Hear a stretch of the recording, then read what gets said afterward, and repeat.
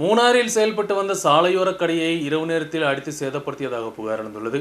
மூணார் பார்வதி எஸ்டேட்டை சேர்ந்த அருள்மணி என்பவருக்கு சொந்தமான கடை தான் சேதப்படுத்தப்பட்டுள்ளது. அருகில் கடை நடத்தி வரும் நபர்தான் தன்னுடைய கடையை அடித்து சேதப்படுத்தியதாக மூணார் காவல் நிலையத்தில் புகார் கொடுக்கப்பட்டுள்ளதாக கடையின் உரிமையாளர் தெரிவித்துள்ளார்.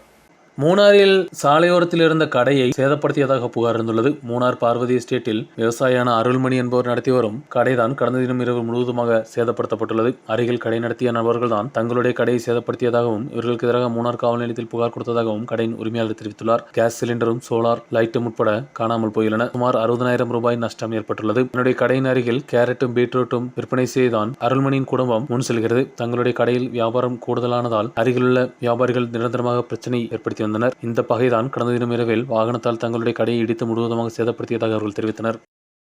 கிருஷி வச்சுதான் நாங்க வியாபாரம் பண்ணிட்டு இருந்தோம். பீட்ரூட்டு, கேரட்டு, முள்ளங்கி, நூக்கல் இதை வச்சு அதையும் இந்த பாருங்க தட்டி அடிச்சு பொழிச்சு எல்லாம் உடைச்சி நாசம் பண்ணி நஷ்டம் தான் எங்களுக்கு ஆகிட்ட. சிலிண்டரு, சோலாரு, பேட்டரி இது பாருங்க கடையெல்லாம் அடிச்சு முடிச்சிருக்காங்க. எல்லாமே எங்களுக்கு நஷ்டம். இந்த கடை பக்கத்து கடையிலலாம் கேட்டாலே சொல்லுவாங்க. ஏன்னா நம்ம கடையில் கொஞ்சம் பிஸ்னஸ் இருந்துச்சுன்னு அவங்க கடைசியாக சண்டை போட்டு போனாங்க. ஆனால் இப்படி நான் எதிர்பார்க்கல. எனக்கு என்ன பண்ணுன்னு தெரியல.